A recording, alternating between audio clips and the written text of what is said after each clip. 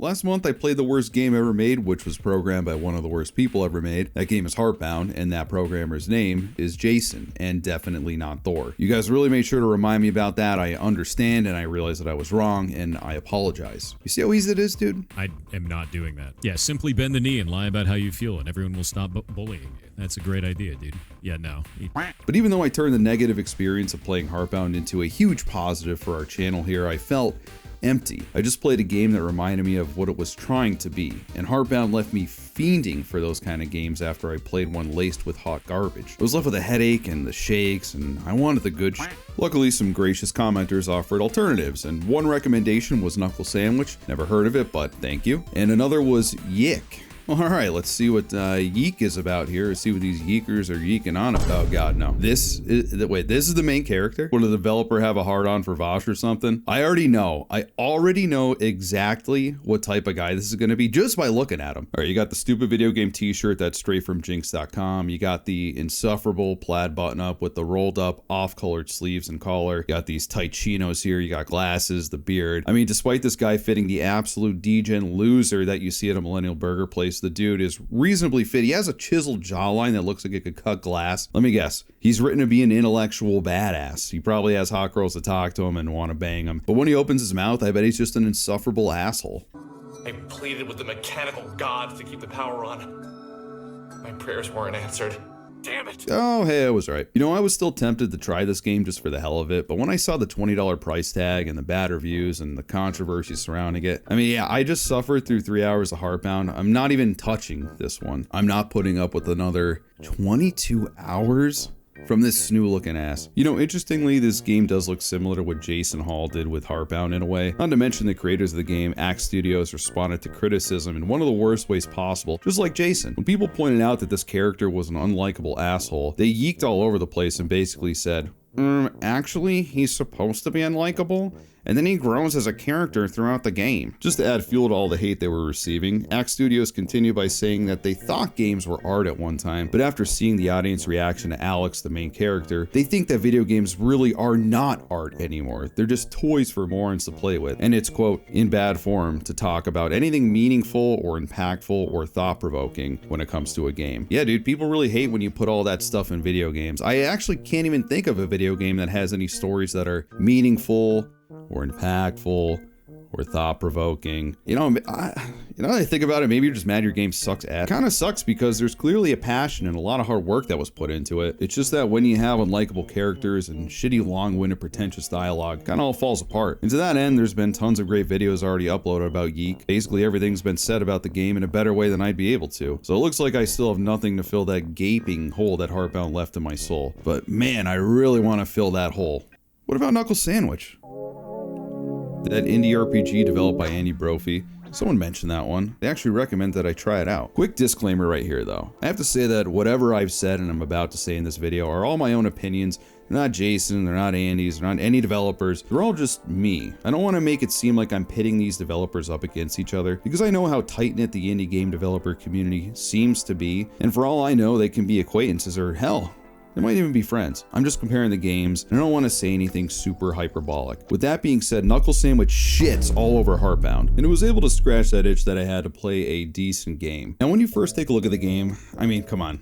It looks just like Earthbound, but the creator of the game, Andy Brophy, was supposedly not inspired by it. He did mention that he played the game in his Reddit AMA, but for whatever reason, he just couldn't get into it. Despite knowing that he could get burned at the stake for saying something like this amongst crazy SNES fanatics, I just want to ease everyone, put all your pitchforks down. He did play Mother 3, and he did enjoy it. It's kind of weird to me that he says he wasn't inspired by Earthbound, yet he made a game that looks at least very similar to it, at first. Until it becomes very clear that Knuckle Sandwich is its own acid-tripping beast. And that becomes pretty clear once you get to experience some of the art of the game. I can't understate just how great this game looks. I'm not talking about the boring, dull Unreal 5. Oh my god, I could see the person sweating from each individual pore. I'm just talking about straight-up great art. It's so stylized and has so much personality that it really sets itself apart from other 2D games. But what's even more unique is how it integrates 3D elements into the cutscenes and while you're playing the actual game. They have all this cozy, kind of nostalgic PS1 feel. But past that, my brain can't really find a way to categorize this stuff. This is all thanks to Olivia Haynes, the brains behind the art for the game. She has a passion for making these kind of PS1 style graphics with her own style that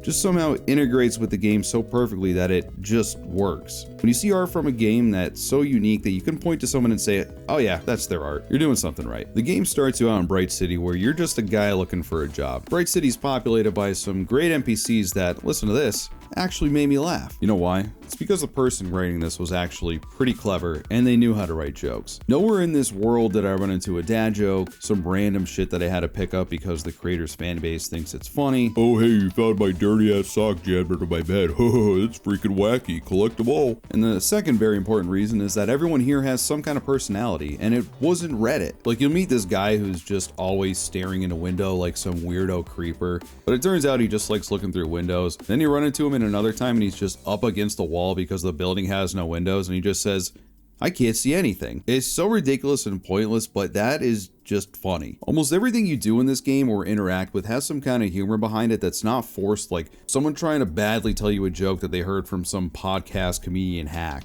Probably one of my favorite parts is when you have to write something on paper and your brain's like, how the hell am I going to do this with a controller? Oh wait, is the game going to even recognize what oh wait, this is actually impossible to control. And then when you get to this one question asking if you like video games, it just very neatly writes out no.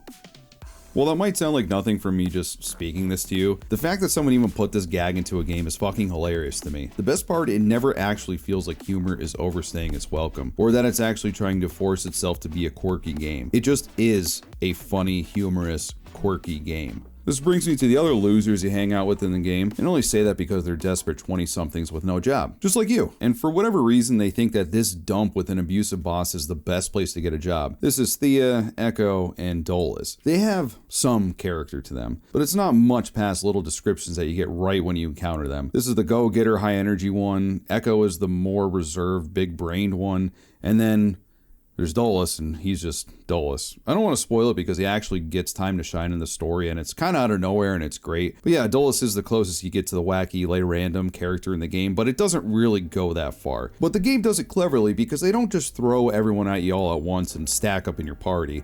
In fact, you spend some one-on-one time with these guys. Privately. When you're introduced to them, you pick one, but don't worry because you'll rotate through them in your party one by one as the story goes on, and one of their functions is to introduce you to how the attack system works, and boy oh boy, I know a lot of people did not like this. Now I enjoyed this and I don't mind having to do these mini games every single time I did an attack. Kind of gets broken into different categories. First you have your base attack that involves hitting A when this marker goes to the correct point on the wheel, or the up and down E bars, or the side to side E bars. So big heads up, if you don't like that, then you're not going to like this game. If you just want to pick attack or defend or magic or something, you should play Final Fantasy because this game is going to piss you off like you wouldn't believe. But I enjoyed it because it was something different. It was a combat system I never played before. And you get to do it for both attacking and defending. It's kind of like that Super Mario RPG style. And then you have your special attacks, which are all different mini games, and this is where the WarioWare minigame combat system comes in. The problem is I never used them because I could do way more damage with my regular attack. I don't know if it was because I was messing with the stats in a different way or what, but I barely ever used these things. But don't worry, because you still get to play those mini games when the enemy's trying to kick your ass. There's a pretty decent amount of mini games and with a good variety to keep it fun, and you won't be playing the same one over and over, or even the ones that do have the same type,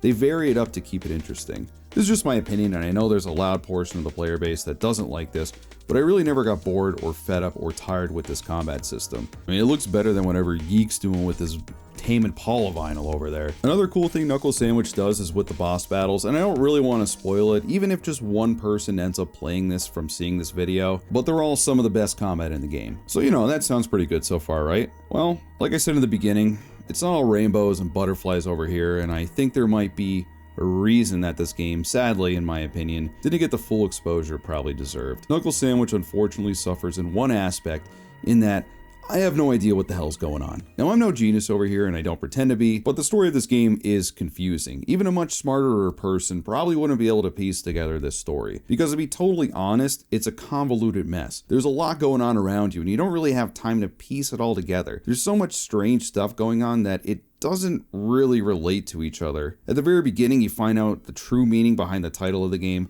Knuckle sandwich isn't the traditional euphemism for punch to the face, it's an actual sandwich, made from a guy that you stab in a knife fight, cook into a burger under direction from your boss, and then serve it to the literal NPCs of Bright City. Your boss then gets an insatiable hunger for human flesh, levitating in the air, ascending into his dark evolution, and then he leaves. If that sounds messed up and confusing, it's because it is. And then right after that happens, Andy Brophy himself breaks the fourth wall and hacks the game, turning the entire world into some kind of glitch thing, I don't know. And then you meet a guy who keeps calling you an anomaly and says it's his duty to end you, and then you meet the bus driver and he tells you there's you gotta investigate it. Oh yeah, okay. And then he recruits you for pretty much no reason, I guess he actually literally just says there's no reason, it's just because he likes you. Then he gives you a goblin that you use in battle, and then you run into someone who's stealing TVs, but they're also trying to capture the mayor, Mr. Apricot, who looks like a fruit. And it's basically the start of the game. Yeah, so I feel like just maybe one or two of those storylines didn't need to be in there, but I don't know. At the beginning, it really does feel like it's all disconnected, and it really just feels like total nonsense. Entertaining, yeah, definitely. But you don't understand why it's all connected, and it just seems like random shit going on around you, and your sad, depressed ass just accepts it. I really don't know what else to say other than the story's all over the place, and I really don't want to spoil it, so I'm not going to say too much more. But when it finally comes to the end and you finally find out where all this is going, you're just kind of like, alright, not even sure how I could possibly see the twist coming unless I knew the twist was coming. And there's several twists, so in that way there's really nothing to figure out while you play the game. And I got to the point where I just wanted to finish it just to see what the hell was actually going on. But that's the best part about Knuckle Sandwich. The story does make sense in the world of Knuckle Sandwich. It doesn't pull any punches about it being weird or different or strange. It's very in your face and saying, yeah, I'm weird, what are you gonna do about it? Here's a ghost world inside of a freezer. What I'm saying is you're never not entertained, and you'll definitely find yourself enjoying the story as you play through, where you get to the point where you just want to see what happens next. And the gameplay, the jokes, the characters, they're all so great that you'll just find no time for disappointment, unless you're depressed. At the end of the day though, you get a game from Andy Brophy and Olivia Haynes, which really is art. And I don't really mean that lightly. I really think it's art. It's unique. It has passion. Andy actually did an hour-long video giving some insight for the creation of this game in his video titled, I Only Know the Wrong Way, a Knuckle Sandwich Retrospective. He talks about some inspirations and his thought process while making the game, and you could tell that he's really passionate about it and he really knows what he's talking about. I might have sounded too harsh when I was talking about the story, but Knuckle Sandwich is in fact a great game despite some of its flaws, and I really enjoyed every second of it. And why did I start this video again? Oh yeah, Heartbound. You see, there's a reason I even mentioned Heartbound in the first place. If you look at this video I just talked about Andy Brophy, it only has around 4,000 views at the time I'm making this video. And Knuckle Sandwich, relatively, didn't sell a review as well as it should have, in my opinion. Basically what I'm saying is, I knew if I didn't talk about Heartbound, or Jason, or I guess Yiik, then no one would probably click this video, and that's kinda sad. Some people like Jason get all the praise in the world for their unfinished, unpolished, unfun, and shitty game. Meanwhile, this guy actually worked on this game for 8 years straight after he got requested funding through Kickstarter, which is exactly how it's supposed to be. And he genuinely seems passionate about what he created. So, thanks to all the people who recommended this game through the comments. And as far as Jason and Heartbound go, I don't think I'll ever be talking about them again. At least until Heartbound gets finished. So like, 10 years, maybe 20, never.